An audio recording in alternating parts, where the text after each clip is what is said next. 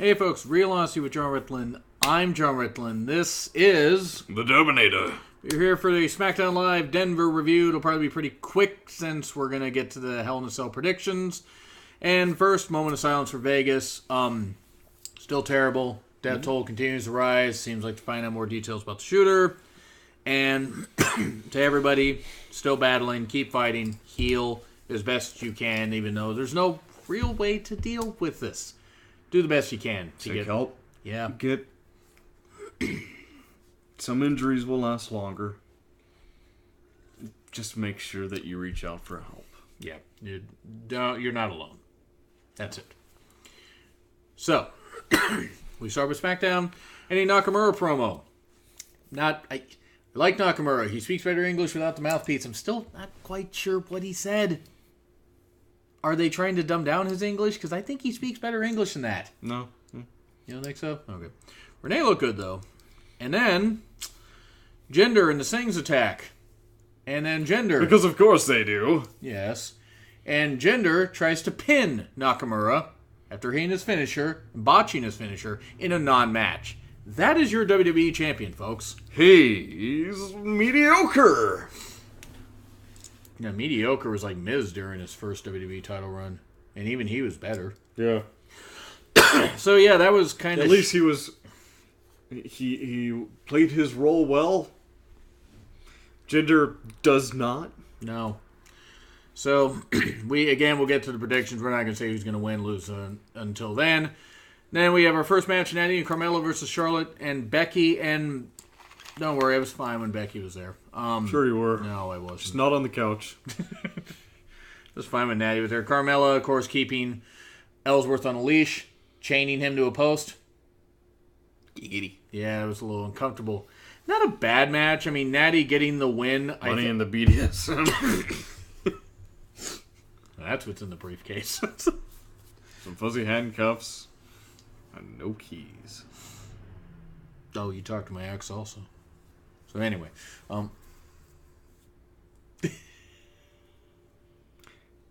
moving on. I think that's a good place to move on from. I think so. It wasn't a bad women's match. The heels winning, it was cool. And you had a cash-in tease from... Oh, you Carmella. tease. Yes. Carmella likes teasing other women for some reason. Nice. Big Cass must enjoy that. He doesn't enjoy much now. But anyway, they had a lot of fill time with video packages. Get on his knees. And he's out for 9 more months. So we had an Owens and Shane lengthy video package. Lengthy package on 2 men. And LOLs. it was just a fill. It was just a fill time. Ziggler doesn't care anymore, does he? I believe that's the gimmick he's running with, yes. Okay. It was cool that you had Rude out there. Rude beat Mike Kanellis. Good on Mike and Maria for expecting a kid. Congrats! And good on Mike for being clean for 4 months, something like that. I think it was something like that. Good for him. Then, yeah, New Day and Usos with... New Days. Where Usos were going to read them the rights. I always screw that up. And, no. You did not see that anywhere, huh? No, I did not. Sig Heil. So, Dude. Yeah. Maybe not the proper political climate for it not to, Jay. Probably not, yeah. I think we'll retire those jokes. Meaning I'll retire those jokes. Since I'm mainly making them. It was a fine promo battle. Seems like a right time to do so. Yes. The third. And only. So, I don't know. I mean, there were a lot of promos, very little wrestling. Yeah. I know they have a pay-per-view, they want to save everybody, but, make sure they don't get injured, but still. Then Jinder promo, speaking in my language, a Punjabi. Of Canadian. From fucking Calgary, not India. Calgandia. No offense to people from Calgary. Yeah, you guys brings are awesome. enough offense as it is. Calgandia. It's better than Kalingas. There's a man from Calgary claiming to be from India, given writing of someone who's a redneck. God damn it, Road Dogg. Then Ty beats Corbin. They are really... Corbin, you done fucked up with this whole concussion lawsuit thing that you're part of in the NFL. I mean, how could he help it, really? the lasting damage of a concussion. I mean, he was probably pursuing money, and then he's like, you know what? I'm going to go in WWE. I get that, but I'm just saying the fact that he didn't tell them about it. Yeah, that's true. That probably wasn't a very good idea. But still, Ty beating him, and you were laughing. Boy, you were laughing. It was actually rather hilarious. It was quite entertaining to see Baron Corbin lose yet again. I'm sorry, Ashley. I'm not sorry. No, and Corbin, of course, continuing to lose the battle with his hairline. Oh, God. Just cut it short, man. Much like his career after losing Money in the Bank, it's continuing to recede. Then we have Dana, the Glory Hound again. I'm happy that these women survive breast cancer, but get Dana Warrior off TV. Just seriously. Like, okay. Yeah. Just enough. You can bring attention to breast cancer any way you want. The Warrior has a history of hate that really should be cherished. And, yeah, pretty ridiculous. I'm not saying Dana's like that. Let's not dwell on that and move forward, eh? But good on those women for beating breast cancer, in all seriousness. Oh, yeah. Orton and English. That was quick. English was aiding Orton and getting a win. It was a terrible pun, wasn't it? You were digging deep for that. Much like my last date? What the fuck, were you in a cemetery? Cadaverific? Orton beats him. Mom came back with a date. She's a little bit cold, but you hold her long enough, she starts to warm up a bit. It's like that movie Dead Alive, and if you've never seen it, don't. I worry about you sometimes. Yes, I worry about me sometimes too. Shane and Owens is now going to be a Falls Count Anywhere cell match because Shane wants to jump off of something high. And water is wet. Back to that thing about my ex. Or me when I see Becky. Not on the couch? Not on the couch. Okay, alright. Just don't. No. Table spot, man, all that merch on that perfectly cut table. Oh, God. Kill Owens kill. I mean, this is back to the kill, Steen kill thing that he did in the Indies and Ring I think of he's Honor. acting how Jim Cornette thinks he is. Oh, God, it could be a dig at Cornette. It's possible. And then, of course, you had Shane make his return down to the ring. And you had some drunk whore twerking. This is why they need to stop serving beer at these events. Twerking was so last year. And white people shouldn't twerk. I'm just saying. Black people at least have some rhythm. A lot of white people don't. Am I wrong? Nope. I have no rhythm. So, it ends with Owens and Shane getting not a lot of, height on that powerbomb attempt. I'm sure maybe he was selling, but still, maybe it's time for Shane to not wrestle after this. Yeah. I mean... It's time for him to take a break. Yes. But... Before he breaks. Yes. Again. Shane's insane, but mainly on the plane. So SmackDown Live was like a C+. It wasn't bad. It was there. There was... It was most definitely a go-home show. Well, see, the Raw go-home shows at times aren't too bad, but they have 3 hours. Yes. But yeah, this is just a C+ episode. I mean, it was just there. Yeah. That it waffles between that group. I mean, if Jinder is your champion, you don't got a lot to work with from the beginning. No. You put a guy who can't deliver a promo against a guy who doesn't speak very eloquent English, and that's of no fault of his. Right. I mean, he's born in Japanese. Japan, yeah.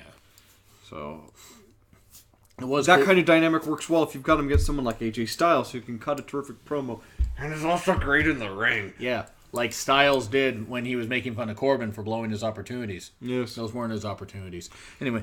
It is not a balanced matchup with those two. You've got someone with overwhelming skill, but very little skill on the mic because of obvious reasons. To give him a translator, which would actually probably be a smart idea. Funaki. And then you get a guy who can't cut a promo well. Yes, he can cut a promo. He can't cut a promo well. Right. And his in-ring skills can be summed up with, there was a reason he was a jobber. For all those years. And he has not made the improvements necessary to turn me around on him being champion. Not at all. It's actually made me hate the championship more. So, C plus, pretty much agreed for that. Yeah, I'm going to say C+. Despite my negativity on some of these things, overall, the matches were solid. Some of them were short, though. Yeah. That was the only problem. 205 Live. Again, Enzo is trash. And his insults are actually getting worse. Yeah. They really are. It's like it's becoming very obvious. Like where I thought maybe Enzo could be not close to Roddy Piper, but be a modern, like as far as instigating and angering people. The problem is Piper was able to continue to be inventive with stuff he said on the mic. Enzo's really just Enzo's got a big task on his hands. It's something that really only he could accomplish. He's got to get the crowd on the side of the cruiserweights to draw more attention to 205 Live. He's got to be that one target everyone unites against. That's true. And it's a role that he's born for. So right now, yes, his insults are getting weak, but there may also be a point to that, which is to show just how fragile a champion he is.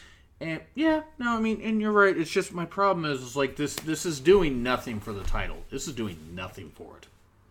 I just don't think it is. Maybe not for the title, but a title is not defined by the division. True, there's usually a pretty good plethora of talents. Because if you've got Neville and then everyone loves Neville, who are the other guys? And how many of your casual wrestling fans will say, yeah, Cedric Alexander's freaking amazing, Mustafa Ali, Drew Gulak, Jack Gallagher, Brian Kendrick, Lindsay Dorado, Graham Metalik. Yes. Akira Tozawa. Yes.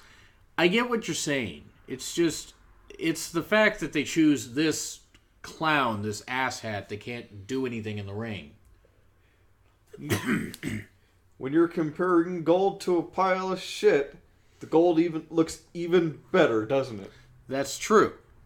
That's true. It's just, I don't think this feud with Kalisto is going to do any favors for anybody because the crowd doesn't care about Kalisto. Yes, well, and the quote during Kalisto's promo, "What?"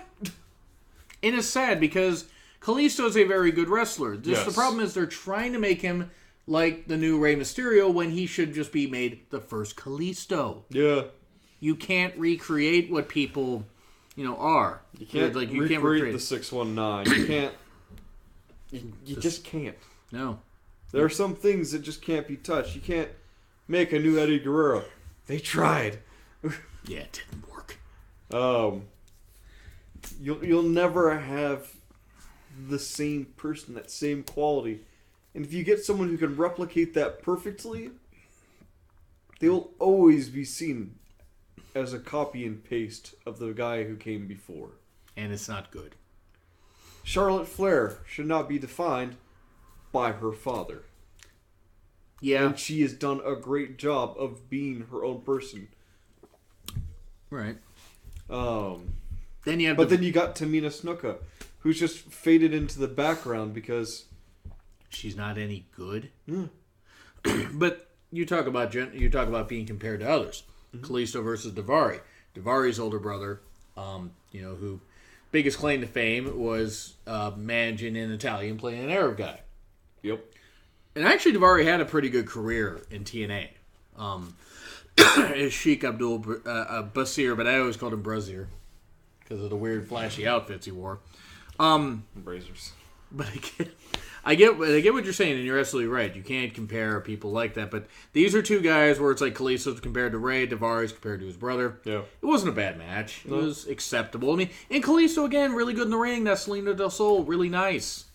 But then again, it does come back from my earlier meme that Kalisto blocked me over. If Enzo is trash, then Kalisto is perfect.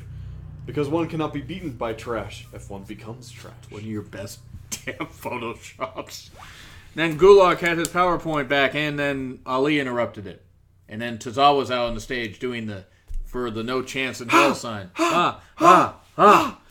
And they had a decent match, Gulak and Ali. I mean, Ali is spectacular in the ring. Oh, yeah. This guy, if Cedric does not win the Cruiserweight title, like if you don't want to have Cedric win it, at some point, have Ali win and have Cedric go for the U.S. title or something on SmackDown. Not bad. I mean, Ali, of course, doing... I had to update my fantasy booking stuff to compensate for the fact that Neville's no longer champion. So, oh yeah, right. Yeah, you're gonna. I'll be working on that and probably coming up with something on Friday. Yeah, he's gonna be doing some wrestling fantasy booking videos, stuff like that. It's gonna be great. Cedric then beats up Kendrick, and of course Kendrick doing his best Nancy Kerrigan impression, or Peter from Family Guy would probably be more current. Ow! Oh, that was my actual knee. Anyway, Stop it. Get some help. Yes. No, I think I'm beyond help at this point. So, anyway. Yes. Cedric and Gallagher, that was good. It was enjoyable. Gallagher playing the vicious heel, as vicious as PG will allow him. Cedric ends up getting DQ'd because he uses the umbrella. And it was good. It was a show the vicious side of Cedric, probably because he's so upset that he had to be in that Noam Dar storyline for so long. He's like, I'm going to take it out on everybody. But this could be a really good feud that could lead to a series of matches. Yes. At least into next month. Nor a series of unfortunate events. That movie sucked. It was really bad. The books were my childhood. I only read one. It was better than the movie. Yeah. So 205 Live will get, I'll say a B because there's some storytelling with each match.